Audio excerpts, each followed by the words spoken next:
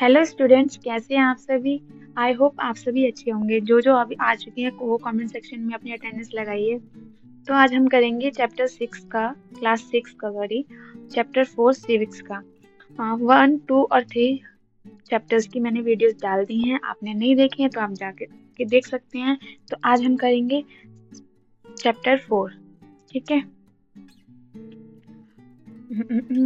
पंचायत के बारे में पढ़ेंगे हम। ठीक है, पंचायती राज।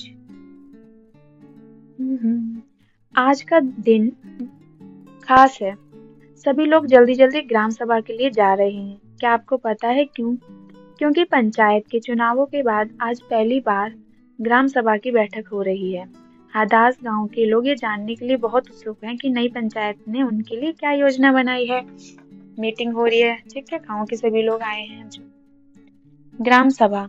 ग्राम की बैठक की शुरुआत में सरपंच और पंच ने सड़क की मरम्मत पर होने वाले खर्च का ब्यौरा दिया। सड़क को गांव यह सड़क गांव को मुख्य सड़क से जोड़ती है। इसके बाद पानी की कमी पर चर्चा होने लगी। गांव में रहने वाली तीजिया ने बोलना शुरू किया। हरदास गांव में पानी की कमी की समस्या बहुत बढ़ गई है। हैंडपंपों का पानी जमीन में बहुत नीचे चला गया है। मुश्किल से हैंडपंप में थोड़ा बहुत पानी आता है। औरतों को 3 किलोमीटर दूर सुरू नदी से पानी लेने जाना पड़ता है।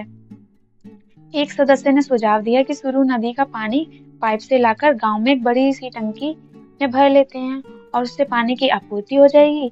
लेकिन दूसरे लोगों को ये बहुत महंगा लगा कि ये बहुत ज्यादा कॉस्टली हो जाए। उन्होंने कहा, इस साल के लिए हैंडपंप और गहरा कर लेते हैं और कुओं को साफ कर लेते हैं।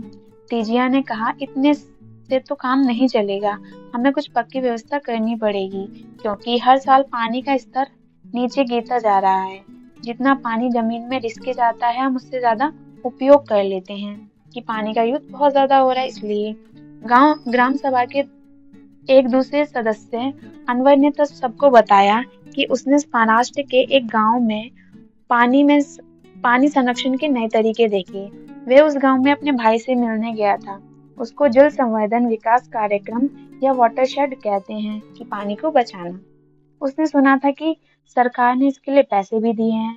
उसके भाई के गांव में लोगों ने पेड़ लगाए थे, नालों पर चेक डैम यानी छोटे छोटे बांध बनाए थे, वह टंकियां रखवाई थी।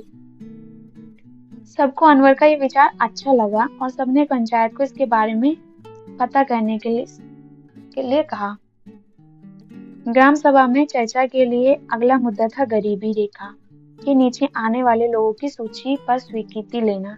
जैसे ही सूची में दर्ज नाम पढ़ने शुरू किए गए, लोगों के बीच खुसर होने लगी। नटवर ने हाल ही में तो एक रंगीन टीवी खरीदा और उसके बेटे ने नई मोटरसाइकिल भी भेजी है।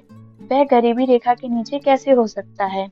सूरजमल ने अपने पास बैठे आदमी से कहा कि मतलब नटवर ने अभी तो रंगीन टीवी खरीदी और उसके बेटे ने मोटरसाइकिल भी भेजी है, तो सोचो वो कैसे गरीब हो सकता है।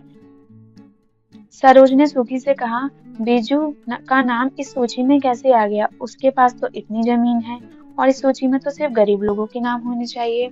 ओम प्रकाश एक मजदूर है, उसके पास बिल्कुल जमीन नहीं है। वे मुश्किल से अपना गुजारा पाता है, पर उसका नाम सूची में नहीं है। सुखी बाई ने कहा, तुम्हें तो पता ही है कि नटवर और बीजू अमीर चंद के दोस्त हैं। तो अमीर चंद को कौन कुछ बोल सकता है कि मतलब वो तो उसके दोस्त है, उनका नाम तो शामिल ही करेगा। इसलिए अमीर चंद पहले गांव का जमींदार था और अब बहुत सारी जमीन का मालिक है, लेकिन हमें ओम प्रकाश का नाम तो सूची में डलवाना ही चाहिए। सरपंच ने देखा कि लोगों के बीच में घुसुर हो रही है। उन्होंने पूछा कि अगर किसी को कुछ कहना है तो कहे। सरोज ने सूरजमल को उकसाने की कोशिश की। वह नटवर और बीजू के बारे में पूछे, लेकिन सूरजमल चुपचाप बैठा रहा और अमीरचंद ग्राम सभा में बैठा सब पर निगाह रखे हुए था। सरोज ने उठकर कहा कि ओम प्रकाश का नाम सूची में होना चाहिए और दूसरे लोगों ने भी माना कि ओम प्रकाश का परिवार बहुत गरीब है। और सरपंच ने पूछा कि उसका नाम सूची में क्यों नहीं था। जिस व्यक्ति ने गरीबी रेखा के नीचे आने वाले परिवारों का संरक्षण किया, उसने बताया, मैं ओम प्रकाश के घर कई बार गया, पर हर बार वहां ताला लगा हुआ था। वह शायद काम ढूंढने के लिए गया होगा। सरपंच ने कहा, कि ओम प्रकाश की पारिवारिक आय देखी जाएगी और अगर वह सरकार द्वारा तय की गई राशि से कम है तो उसका नाम भी सूची में शामिल किया जाएगा। तो किया मतलब उसकी पारिवारिक आय देखी जाएगी, अगर जो ग्राम सूची में है उससे कम है तो उसको भी ये बेनिफिट्स मिलेंगे।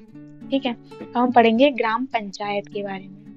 ग्राम पंचायत की नियमित रूप से बैठक होती है और उसका मुख्य काम उसके क्षेत्र में आने वाले गांवों में विकास कार्यक्रम लागू करवाना होता है। जैसा कि आपने देखा होगा, ग्राम सभा ही पंचायत के काम को स्वीकृति देती है, तभी पंचायत अपना काम कर पाती है।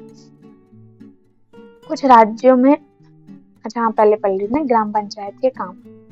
सड़कों, नालियों, स्कूलों, भवनों, पानी के स्रोतों और अन्य सार्वजनिक उपयोग के भवनों का निर्माण और रखरखाव, स्थानीय कर लगाना और इकट्ठा करना, गांव के लोगों को रोजगार देने संबंधी योजना लागू करना, ये काम किसका होता है? ग्राम पंचायत का होता है।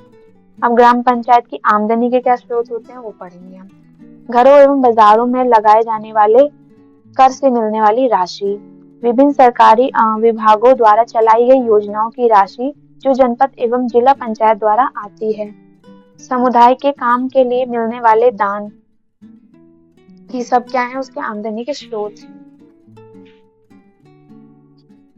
कुछ राज्यों में ग्राम सभाएं काम करवाने के लिए समितियां बनाती हैं। उदाहरण के लिए निर्माण समिति। मान लीजिए गांव में एक सामुदायिक केंद्र का भवन बनवाना है, तो ये काम निर्माण समिति करेगी। इन समितियों में कुछ सदस्य ग्राम सभा के होते हैं और कुछ पंचायत के। ये दोनों मिलकर गांव के विकास के लिए काम करते हैं।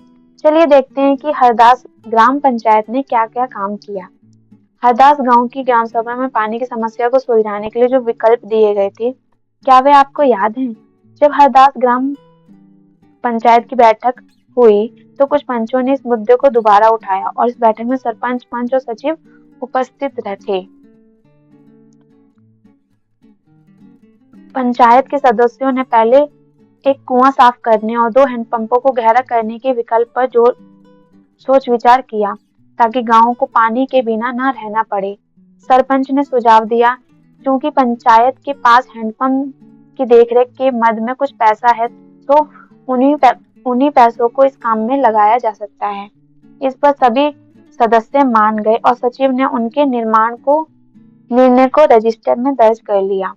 उसके बाद सभी सदस्य मिलकर समस्या के स्थायी हल पर विचार करने लगे।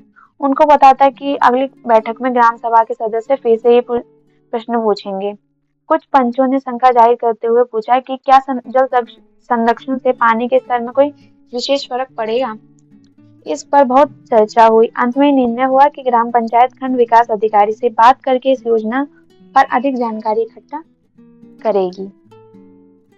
पंचायत के स्तर। हरदास गांव की ग्राम सभा और पंचायत के बारे में पढ़ने के बाद आपको समझ में आ ही गया होगा कि पंचायती राज व्यवस्था एक ऐसी प्रक्रिया है जिसके द्वारा लोग अपनी सरकार में भाग लेते हैं। ग्रामीण क्षेत्रों में ग्राम पंचायत लोकतांत्रिक सरकार का पहला स्तर है। ग्राम पंचायत ग्राम सभा के प्रति जवाबदेही होती है, क्योंकि ग्राम सभा के लोग ही उसको चुनते हैं। पंचायती राज व्यवस्था में लोगों की भागीदारी 2 स्तरों पर होती है। ग्राम पंचायत के बाद दूसरा स्तर विकास खंड का होता है। इसे जनपद पंचायत या पंचायत समिति कहते हैं। एक पंचायत समिति में कई ग्राम पंचायतें होती हैं। पंचायत समिति के ऊपर जिला पंचायत या जिला परिषद होती है। यह तीसरा स्तर होता है। जिला परिषद एक जिले के स्तर पर विकास की योजनाएं बनाती है। पंचायत समिति की मदद से जिला परिषद सभी पंचायतों में आवंटित राशि के वितरण की व्यवस्था करती है। संविधान में दिए हुए निर्देशों के आधार पर देश के हर राज्य ने पंचायत से जुड़े कानून बनाए हैं। इसीलिए पंचायत संबंधी कानून हर राज्य में कुछ अलग अलग हो सकते हैं।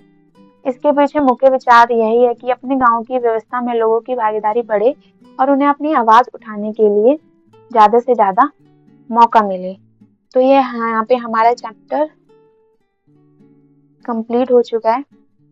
ठीक है, जो भी पॉइंट्स आपको समझ में नहीं आए वो मुझे कमेंट सेक्शन में बता देना, मैं आपको दोबारा अलग से वो पॉइंट्स को समझा दूंगी। और जिन्होंने 1, 2, 3 चैप्टर्स नहीं देखे वो जाके देख लेना। जो भी समझ में नहीं आता है मुझे कमेंट में बता देना। मेरी चैनल को सब्सक्राइब करना और वीडियो को शेयर करना, वीडियोस को लाइक करना। ऐसे ही मैं नेक्स्ट चैप्टर की वीडियोस आपके लिए लाती रहूंगी और इम्पोर्टेंट क्वेश्चंस की भी। ठीक है, मिलते हैं, तब तक के लिए बाय बाय। और हाँ, पढ़ाई करते रहना बहुत जरूरी है, ठीक है। बाय।